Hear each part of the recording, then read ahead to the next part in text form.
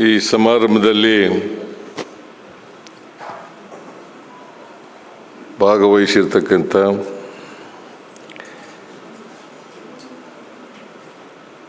ಹಿರಿಯರು, ಖ್ಯಾತ ಸಾಹಿತಿಗಳು ಆದಂಥ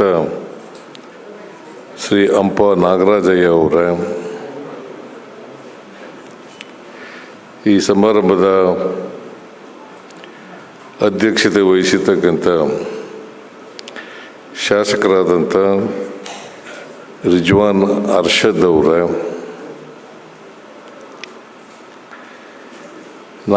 ನಾಟಕ ಅಕಾಡೆಮಿಯ ಅಧ್ಯಕ್ಷರಾದಂಥ ಶ್ರೀ ನಾಗರಾಜ ಮೂರ್ತಿಯವರ, ಮಾಧ್ಯಮ ಅಕಾಡೆಮಿಯ ಅಧ್ಯಕ್ಷರಾದಂಥ ಆಯೇಷಾ ಖಾನಮ್ ಅವರ,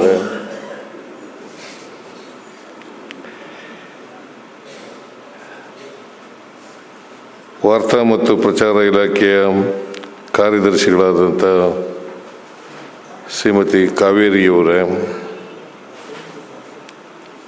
ವಾರ್ತಾ ಮತ್ತು ಪ್ರಚಾರ ಇಲಾಖೆಯ ಆಯುಕ್ತರಾದಂಥ ಶ್ರೀ ಹೇಮಂತ್ ನಿಂಬಾಳ್ಕರ್ ಅವರ,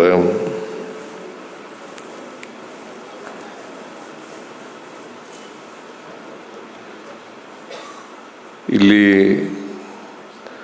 ಆಗಮಿಸಿರ್ತಕ್ಕಂಥ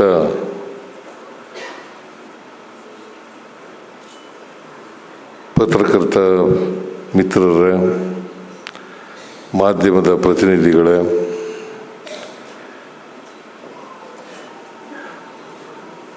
ಇತರ ಎಲ್ಲ ಸ್ನೇಹಿತರೆ,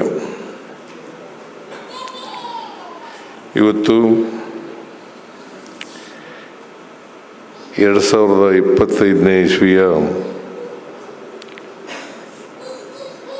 ಪ್ರಶಸ್ತಿ ಪ್ರದಾನ ಸಮಾರಂಭ.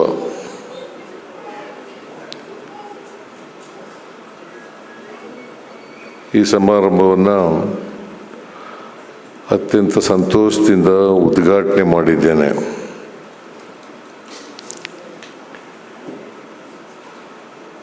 ಯಾರ್ಯಾರು ಪ್ರಶಸ್ತಿಗೆ ಭಾಜನರಾಗಿದ್ದಾರೆ ಅವರೆಲ್ಲರಿಗೂ ಕೂಡ ಸರ್ಕಾರದ ವತಿಯಿಂದ ಅಭಿನಂದನೆಗಳನ್ನು ಹೇಳಲಿಕ್ಕೆ ಬಯಸ್ತಾ ಇದ್ದೇನೆ.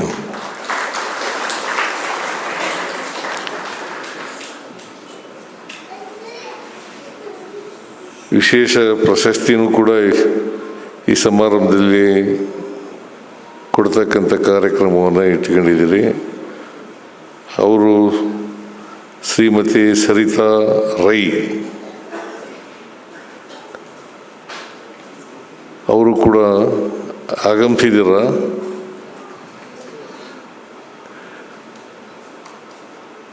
ಅವ್ರಿಗೂ ಕೂಡ ಅಭಿನಂದನೆಗಳನ್ನು ವಿಶೇಷವಾಗಿ ಸಲ್ಲಿಸಲಿಕ್ಕೆ ಬಯಸ್ತಾ ಇದ್ದೇನೆ.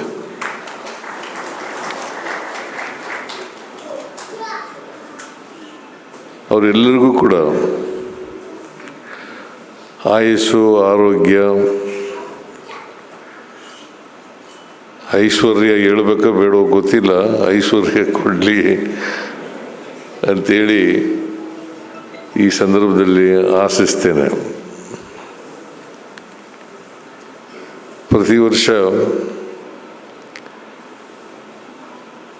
ಮಾಧ್ಯಮ ಮಿತ್ರರಿಗೆ ಪ್ರಶಸ್ತಿಗಳನ್ನು ಕೊಡ್ತಕ್ಕಂಥ ಕಾರ್ಯಕ್ರಮವನ್ನು ಮಾಧ್ಯಮ ಅಕಾಡೆಮಿಯವರು ಮಾಡ್ಕೊಂಡು ಬರ್ತಾ ಇದ್ದಾರೆ.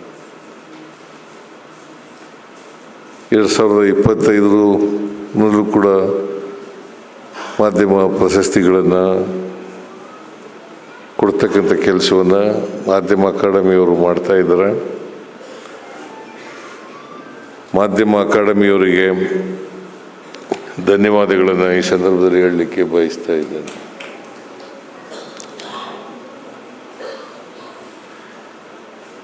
ಇವತ್ತು ಮಾಧ್ಯಮ ಬೆಳೀತಾ ಇದೆ, ಬದಲಾವಣೆನೂ ಆಗ್ತಾ ಇದೆ. ಯಾಕಂತಂದರೆ ತಂತ್ರಜ್ಞಾನ ಬದಲಾವಣೆ ಆದಂತೆ ನೀವು ಕೂಡ ಬದಲಾವಣೆ ಆಗಲೇಬೇಕು. ಹಾಗಾಗಿ ತಂತ್ರಜ್ಞಾನ ವೇಗವಾಗಿ ಬೆಳೀತಾ ಇದೆ, ನೀವು ಕೂಡ ವೇಗವಾಗಿ ಬೆಳೀತಾ ಇದ್ದೀರಿ. ಆದರೆ ಒಂದು ಮಾತ್ರ ನೀವೆಲ್ಲರೂ ಕೂಡ ಜ್ಞಾಪಕ ಇಟ್ಕೋಬೇಕು, ನಾವು ಯಾರ ಪರವಾಗಿ ಕೆಲಸ ಮಾಡ್ತಾ ಇದ್ದೀವಿ ಅಂತಕ್ಕಂಥದ್ದನ್ನು ಜ್ಞಾಪಕ ಇಟ್ಕೋಬೇಕು. ನೀವು ಸಮಾಜ ಮತ್ತು ಸರ್ಕಾರ ಈ ನಡುವೆ ಸೇತುವೆ ಅಂತ ಕೆಲಸ ಮಾಡೋರು. ಸಮಾಜ, ಸರ್ಕಾರ ಇವ್ರ ನಡುವೆ ಸೇತುವೆ ಅಂತ ಕೆಲಸ ಮಾಡ್ತಕ್ಕಂಥವ್ರು. ಸರ್ಕಾರ ಕಟ್ಟ ಕಡೆಯ ಮನುಷ್ಯನನ್ನು ಗಮನಿಸ್ತಾ ಇದೆಯಾ ಇಲ್ವಾ ಅಂತಕ್ಕಂಥದ್ದನ್ನು ನೋಡಬೇಕು. ಯಾಕಂದರೆ ನೀವೆಲ್ಲರೂ ಕೂಡ ನೊಂದವರ, ಅಲಕ್ಷಿತರ,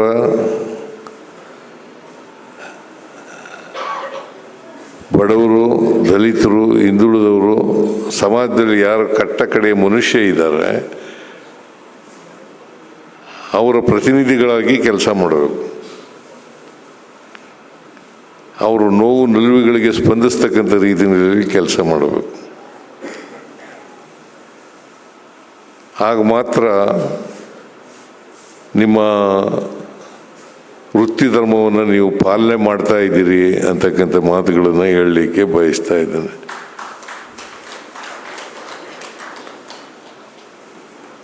ವೃತ್ತಿ ಧರ್ಮ ಯಾವ ಕಾರಣಕ್ಕೂ ಕೂಡ ಮರಿಬಾರ್ದು. ವೃತ್ತಿ ಧರ್ಮ ಇದೆಯಲ್ಲ, ಇದು ಭಾಳ ಮುಖ್ಯ. ಅದಕ್ಕೆ ಮಹಾತ್ಮ ಗಾಂಧೀಜಿಯವರು ಸರ್ವೋದಯ ಅಂತಕ್ಕಂಥ ಮಾತುಗಳನ್ನು ಹೇಳಿದ್ರು, ಅಂತ್ಯೋದಯ ಅಂತಕ್ಕಂಥ ಮಾತುಗಳನ್ನು ಹೇಳಿದ್ರು. ನಾವು ಸರ್ವೋದಯ ಆಗಬೇಕು, ಅಂತ್ಯೋದಯ ಆಗಬೇಕು.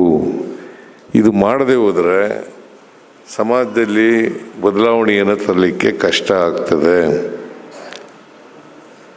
ನೀವು ಭಾಳ ಅವರ ಪ್ರತಿನಿಧಿಗಳಾದ್ದರಿಂದ ನಿಮ್ಮ ಜವಾಬ್ದಾರಿ ಹೆಚ್ಚಿರ್ತದೆ ಅಂತಕ್ಕಂಥದ್ದು ನನ್ನ ಅಭಿಪ್ರಾಯ. I may be correct, I may not be correct. ಯಾಕಂತಂದರೆ ನೀವು ಸಮಾಜದಲ್ಲಿ ಜಾಗೃತಿಗೊಳಿಸ್ತಕ್ಕಂಥವ್ರು, ಜನರಿಗೆ ಮಾಹಿತಿಯನ್ನು ಕೊಡ್ತಕ್ಕಂಥವ್ರು, ಸಮಾಜದಲ್ಲಿ ಸರ್ಕಾರದಲ್ಲಿ ಏನು ನಡೀತಾ ಇದೆ ಅಂತಕ್ಕಂಥ ವಿಚಾರಗಳನ್ನು ಜನರಿಗೆ ಕೊಂಡೋಗ್ತಕ್ಕಂಥ ಕೆಲಸವನ್ನು ಮಾಡಬೇಕು. ಈಗ ನಮಗೆ ನಮ್ಮ ದೇಶಕ್ಕೆ ಸ್ವಾತಂತ್ರ್ಯ ಬಂದು ಸುಮಾರು 75 ವರ್ಷಗಳ ಮೇಲಾಯಿತು. ನಾವು 75 ವರ್ಷಗಳಾದರೂ ಕೂಡ ಇನ್ನೂ ಸಮಾಜದಲ್ಲಿ ಅಸಮಾನತೆಯನ್ನು ಕಾಣ್ತಕ್ಕಂಥದ್ದನ್ನು ಕಾಣ್ತೇವೆ. ಈ ಅಸಮಾನತೆ ಹೋಗದೇ ನಮಗೆ ರಾಜಕೀಯ ಸ್ವಾತಂತ್ರ್ಯ ಬಂದಿದ್ದಕ್ಕೆ ಸಾರ್ಥಕ ಆಗಲ್ಲ ಅಂತಕ್ಕಂಥದ್ದನ್ನು ಬಾಬಾ ಸಾಹೇಬ್ ಅಂಬೇಡ್ಕರ್ ಅವರು ಭಾಳ ಹಿಂದೆಯೇ ಹೇಳಿದರು. ಅದಕ್ಕೋಸ್ಕರನೇ ಅವರು ಬಾಬಾ ಸಾಹೇಬ್ ಅಂಬೇಡ್ಕರ್ ಅವರು, ಮಹಾತ್ಮ ಗಾಂಧೀಜಿಯವರು ಸ್ವತಃ ಪತ್ರಕರ್ತರಾಗಿದ್ದರು. ಪತ್ರಕರ್ತರು ಯಾಕಾಗಿದ್ದರು ಅಂತಂದರೆ ಜನರಿಗೆ ನಾವು ತಲುಪಬೇಕು ಅಂತಕ್ಕಂಥ ಕಾರಣಕ್ಕೋಸ್ಕರ.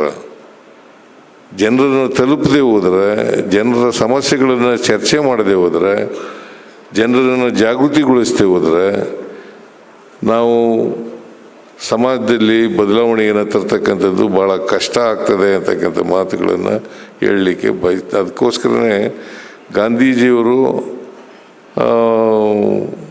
ಅಸಮಾನತೆ ಹೋಗದೆ ಹೋದರೆ, ಪ್ರತಿಯೊಬ್ಬರು ಕೂಡ ಆರ್ಥಿಕವಾಗಿ, ಸಾಮಾಜಿಕವಾಗಿ ಸಬಲತೆಯನ್ನು ಕಾಣದೇ ಹೋದರೆ ನಾವು ಸ್ವಾತಂತ್ರ್ಯ ಬಂದದಕ್ಕೆ ಸಾರ್ಥಕ ಆಗಲ್ಲ ಅಂತಕ್ಕಂಥ ಮಾತುಗಳನ್ನು ಭಾಳ ಸ್ಪಷ್ಟವಾಗಿ ಹೇಳಿದ್ದಾರೆ ಅಂತಕ್ಕಂಥದ್ದನ್ನು ತಾವೆಲ್ಲರೂ ಕೂಡ ತಿಳ್ಕೋಬೇಕಾಗ್ತದೆ. ಈ ಕೆಲಸ ಮಾಡೋರು ನೀವೇನೆ. ನಾನು ಇತ್ತೀಚಿನ ದಿನಗಳಲ್ಲಿ ನಾನು ನ್ಯೂಸ್ ಪೇಪರ್ ಓದ್ತೀನಿ, ಟಿ ವಿ ನೋಡೋದು ಭಾಳ ಕಡಿಮೆ. ಯಾಕಂತಂದರೆ ಊಹಾ ಮಾಧ್ಯಮ ಜಾಸ್ತಿ ಆಗ್ಬಿಟ್ಟಿದೆ. ನ್ಯೂಸ್ ಪೇಪರ್ಗಳು better than T V channels.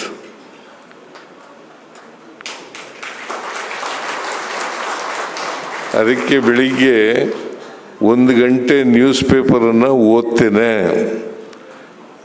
ಅದು ಓದೇನೆ ಮುಂದಿನ ಕೆಲಸ ಮಾಡೋದು ನಾನು.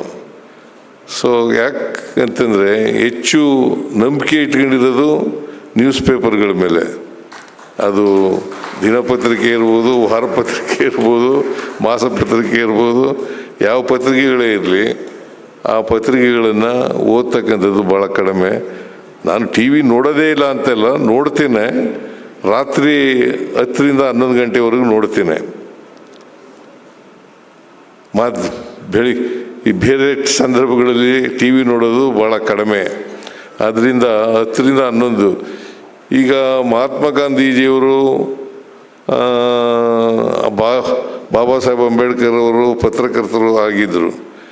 ಆಗ ಅವರು ಸಾಧ್ಯವಾದ ಮಟ್ಟಿಗೆ ಸತ್ಯವನ್ನು ಜನರ ಮುಂದೆ ಇಡ್ತಕ್ಕಂಥ ಪ್ರಯತ್ನವನ್ನು ಮಾಡ್ತಾಯಿದ್ರು. ಈಗ ಫೇಕ್ ನ್ಯೂಸ್ಗಳ ಹಾವಳಿ ಜಾಸ್ತಿ ಆಗ್ಬಿಟ್ಟದೆ. ಫೇಕ್ ನ್ಯೂಸು, ರಂಜಿತವಾದಂಥ ಸುದ್ದಿಗಳನ್ನು ಪ್ರಚಾರ ಮಾಡೋದು ಅದು ಜಾಸ್ತಿ ಆಗ್ತಾ ಇದೆ. ಅದು ಕಡಿಮೆ ಆಗಬೇಕು ಅಂತಕ್ಕಂಥದ್ದು ನನ್ನ. ಈ ಸುದ್ದಿಗಳಿಗೇನು ತೊಂದರೆ ಏನಿಲ್ಲ, ಆದರೆ ಸತ್ಯ ಮತ್ತು ರಿಸರ್ಚು, ಸಂಶೋಧನೆ ಇವು ಜಾಸ್ತಿ ಆಗಬೇಕು ಅಂತಕ್ಕಂಥದ್ದು ನನ್ನ ಭಾವನೆ. ಪಾಪ ಒಳ್ಳೆ ಪತ್ರಕರ್ತರು, ಮಾಧ್ಯಮದ ಪತ್ರಕರ್ತರು ಕೂಡ ಇದ್ದಾರೆ, ಸತ್ಯವನ್ನು ಹೇಳ್ತಕ್ಕಂಥ ಪತ್ರಕರ್ತರು ಇದ್ದಾರೆ, ಫೇಕ್ ನ್ಯೂಸ್ಗೆ ಹೆಚ್ಚು ಮಹತ್ವ ಕೊಡ್ತಕ್ಕಂಥ ಪತ್ರಕರ್ತರು ಇದ್ದಾರೆ. ಅದರಿಂದ ನಾನು ನಿಮ್ಮ ಪಾತ್ರ ಭಾಳ ಮುಖ್ಯವಾಗಿರೋದ್ರಿಂದ, ಸಮಾಜದ ಬದಲಾವಣೆಯಲ್ಲಿ ನಿಮ್ಮ ಪಾತ್ರ ಹೆಚ್ಚಾಗಿರೋದ್ರಿಂದ ನೀವು ಸಾಧ್ಯವಾದ ಮಟ್ಟಿಗೆ ಫೇಕ್ ನ್ಯೂಸನ್ನು ಅವಾಯ್ಡ್ ಮಾಡಿ ಸತ್ಯವನ್ನು ಜನರ ಮುಂದೆ ಇಡ್ತಕ್ಕಂಥ ಪ್ರಯತ್ನವನ್ನು ಮಾಡಬೇಕು ಅಂತಕ್ಕಂಥದ್ದು ನನ್ನ ಅಭಿಪ್ರಾಯ ಅಂತಕ್ಕಂಥ ಮಾತುಗಳನ್ನು ಈ ಸಂದರ್ಭದಲ್ಲಿ ಹೇಳಲಿಕ್ಕೆ ಬಯಸ್ತಾ ಇದ್ದೇನೆ. ಸೊ ಅದರಿಂದ ನಾನು ಯಾವುದೇ ಒಂದು ಗುಂಪಿನ ಅಥವಾ ಒಂದು ಐಡಿಯಾಲಜಿಗೆ ಮಾರು ಹೋಗ್ತಕ್ಕಂಥ ಕೆಲಸವನ್ನು ಮಾಡಬಾರದು ಅಂತಕ್ಕಂಥದ್ದು ನನ್ನ ಭಾವನೆ. ವಸ್ತುಸ್ಥಿತಿ ಏನಿದೆ, ವಾಸ್ತವಾಂಶ ಏನಿದೆ, ಅದನ್ನು ಜನರ ಮುಂದೆ ಇಡ್ತಕ್ಕಂಥದ್ದು ಅತ್ಯಂತ ಅವಶ್ಯ. ಆಗ ಮಾತ್ರ ಜನ ಬದಲಾವಣೆ ಆಗಲಿಕ್ಕೆ ಸಾಧ್ಯ ಆಗ್ತದೆ ಅಂತಕ್ಕಂಥ ಮಾತುಗಳು.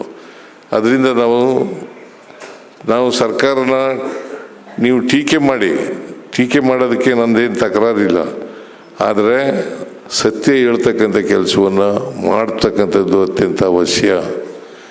ಇದನ್ನು ಎಲ್ಲ ಮಾಧ್ಯಮದವರು ಕೂಡ ಮಾಡಬೇಕು ಅಂತಕ್ಕಂಥ ಮಾತುಗಳನ್ನು ಈ ಸಂದರ್ಭದಲ್ಲಿ ಹೇಳಿ, ಉತ್ತಮವಾದಂಥ ಪತ್ರಕರ್ತರು ಇದ್ದೀರಿ,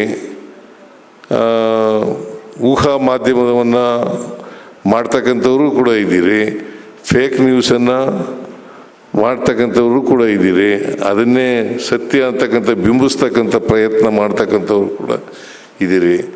ಅದು ಆಗಬಾರ್ದು ಅಂತಕ್ಕಂಥ ಮಾತುಗಳನ್ನು ಈ ಸಂದರ್ಭದಲ್ಲಿ ಹೇಳಿ, ನಾನು ಹೆಚ್ಚು ಮಾತನಾಡಲಿಕ್ಕೆ ಹೋಗಲ್ಲ, ಬಿಕಾಸ್ ತಡವಾಗಿ ಬಂದೆ. ನನಗೆ ಮೈಸೂರಿಗೆ ಹೋಗಿದ್ದೆ ಇವತ್ತು. ಮೈಸೂರಿಗಿಂದ ಬಂದು ಸ್ವಲ್ಪ ಹೊತ್ತು ಮಲಗೋಣ ಅಂತಂದರೆ ಜಾಸ್ತಿ ಮಲಗಿಬಿಟ್ಟೆ. ಸೊ ಹಾಗಾಗಿ ಈ ಸಮಾರಂಭಕ್ಕೆ ತಡವಾಗಿ ಬರಬೇಕಾಗಿ ಬಂತು. ನೀವೆಲ್ಲರಿಗೂ ಕೂಡ ಪಾಪ ಕಾದಿದ್ದೀರಿ, ಕ್ಷಮಿಸಬೇಕು ಅಂತಕ್ಕಂಥ ಮಾತುಗಳನ್ನು ಹೇಳಿ, ಏಕೆಂದರೆ ಈ ಪ್ರಶಸ್ತಿ ಸಾಧಕರಿಗೆ ನಾವು ಕೊಡ್ತಾ ಇದ್ದೀವಿ. ಅವರೆಲ್ಲರೂ ಕೂಡ ಪಾಪ 5:30 ಈ ಫಂಕ್ಷನ್ ಇತ್ತಲ್ವ, 5:30 4:15 ನನಗೆ ಹೇಳಿದ್ದ 5:30 ಅಮ್ಮ.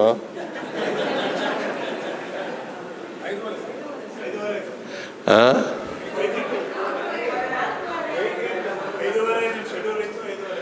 5:30. ಸೊ ಅದರಿಂದ ನಿಮ್ಮಲ್ಲಿ ಕ್ಷಮೆ ಕೋರಿ ನನ್ನ ಮಾತುಗಳನ್ನು ಮುಗಿಸ್ತೇನೆ.